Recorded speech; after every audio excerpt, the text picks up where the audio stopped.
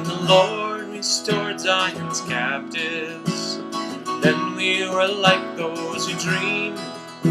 Then our mouths were filled with laughter, and our tongues with shouts of joy.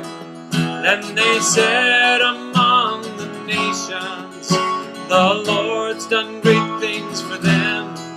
Yes, the Lord's done great things for us, and so we now rejoice. Restored, restored, restored, the captives of Zion. Restored, restored, restored, and so we now rejoice.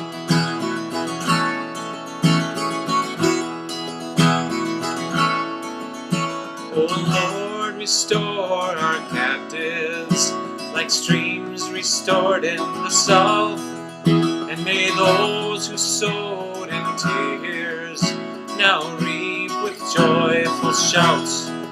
For the one who goes forth weeping, as he bears his seed to sow, shall return with shouts of joy, as he brings his sheaves back home. Restored, restored, restored, the captives of Zion. Restored, restored, restored, and so we now rejoice. Restored, restored, restored, the captives of Zion. Restored, restored, restored, and so we now rejoice.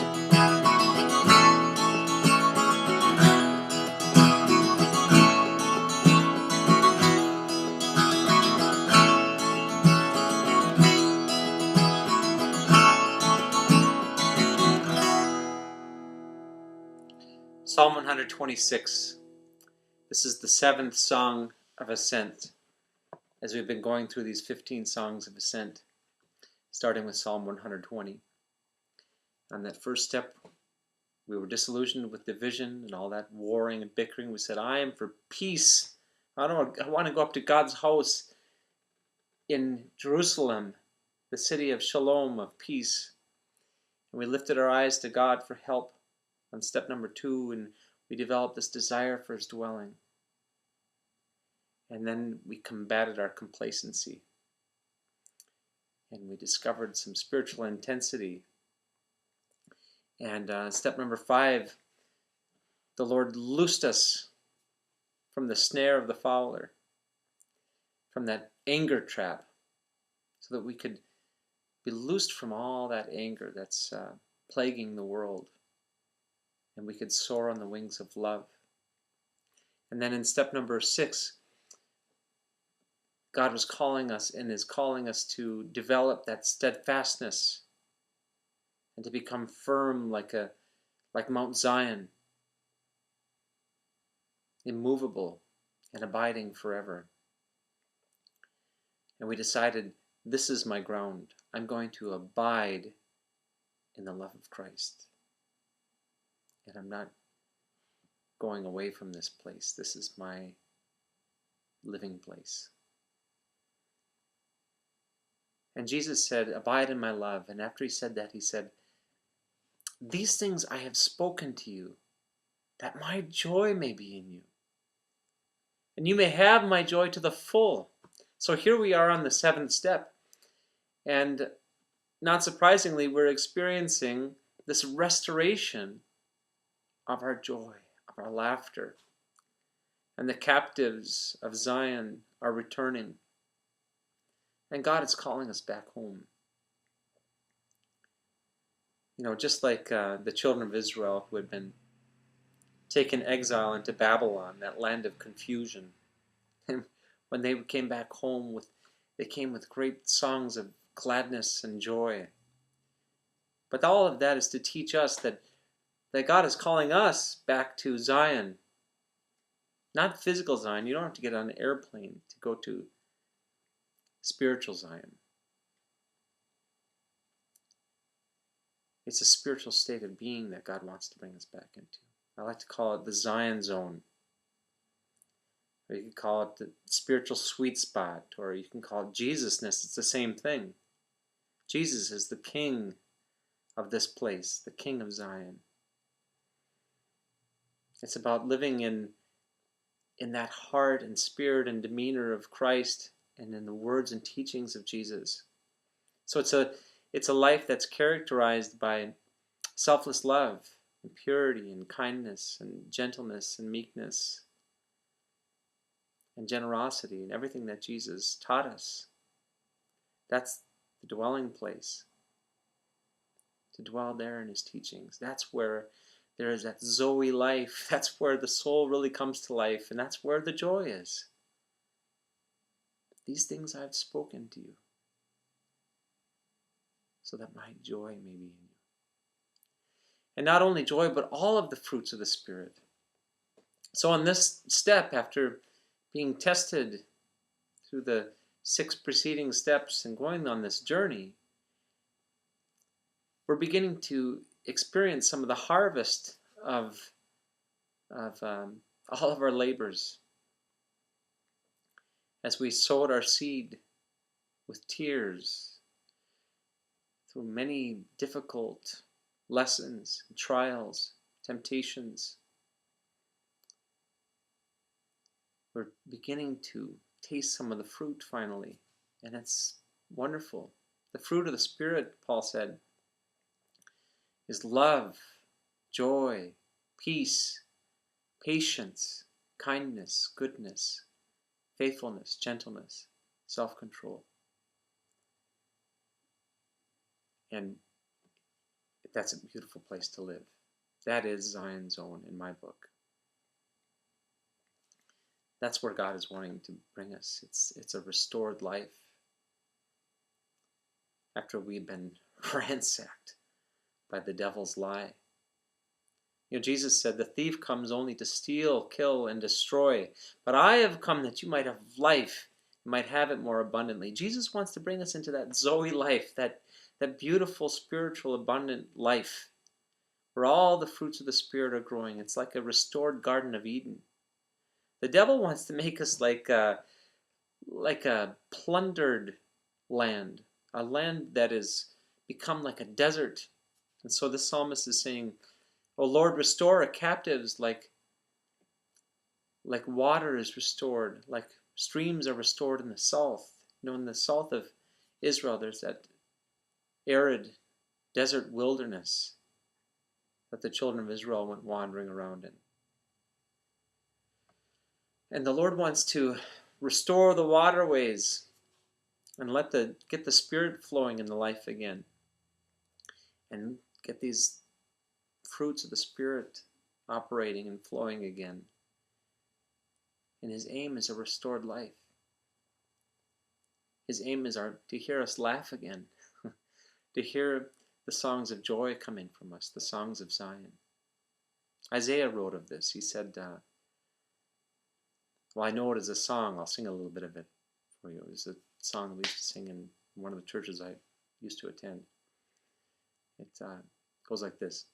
Therefore the redeemed of the Lord shall return, and come with singing unto Zion, and everlasting joy shall be upon their heads.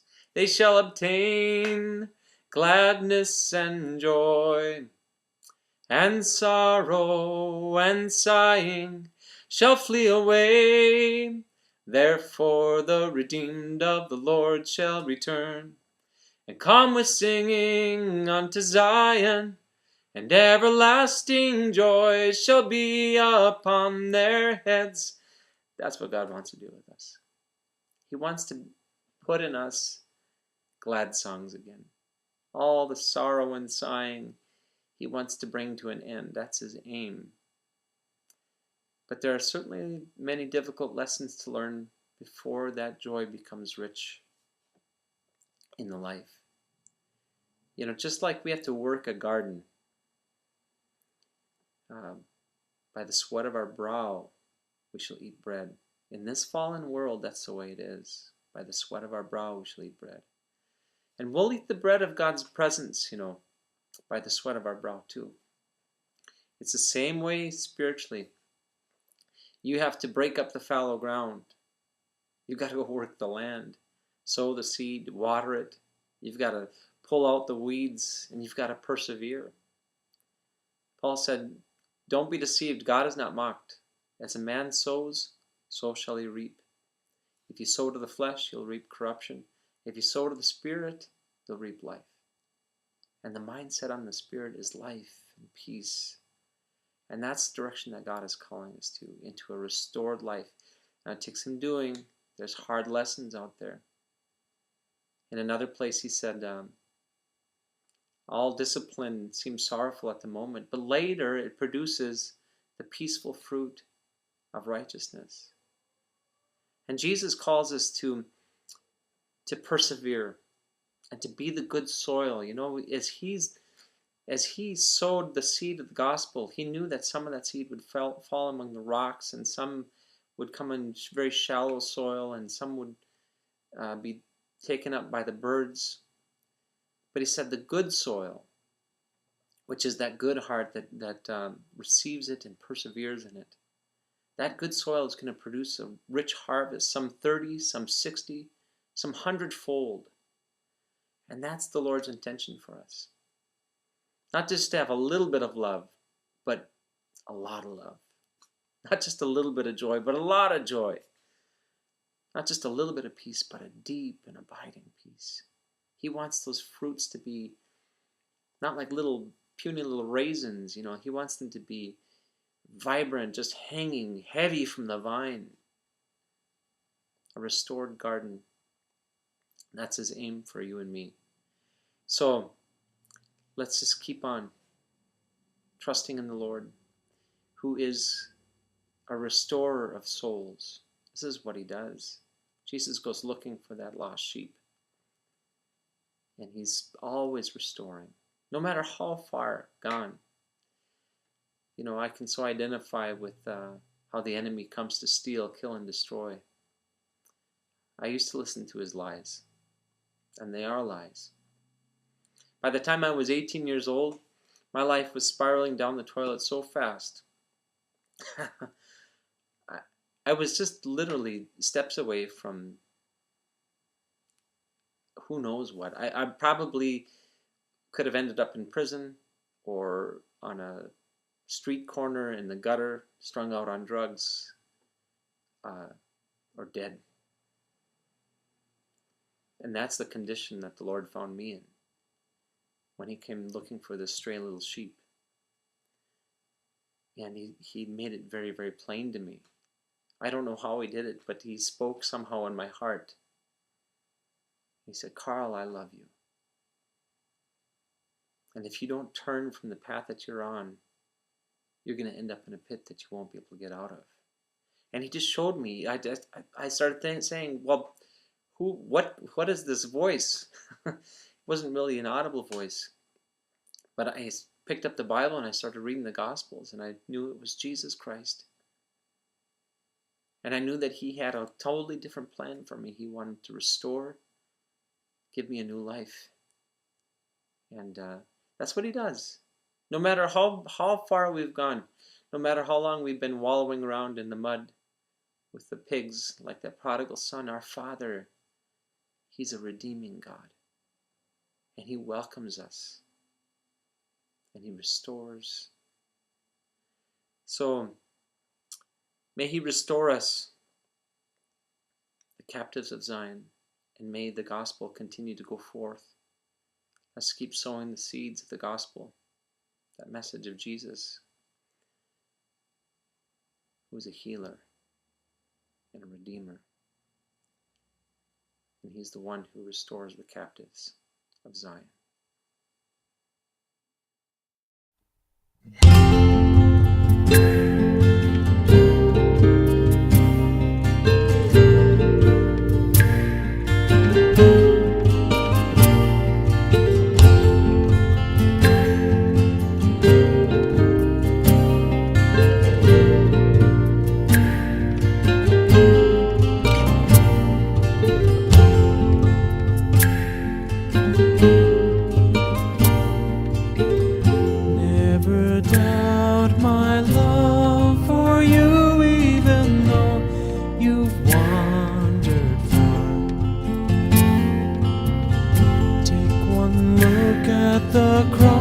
house where I welcomed you with open arms.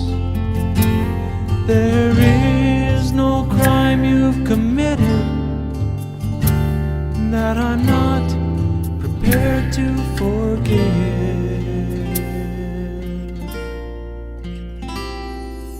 Come unto me, and you will be welcome with open arms.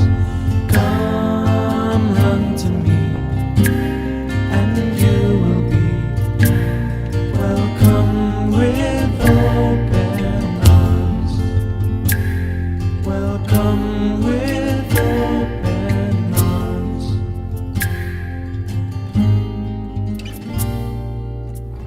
See my arms outstretched for you, see your name in every wound. How could I more plainly show that my heart will welcome you? The door is standing open. There is room for you to come in.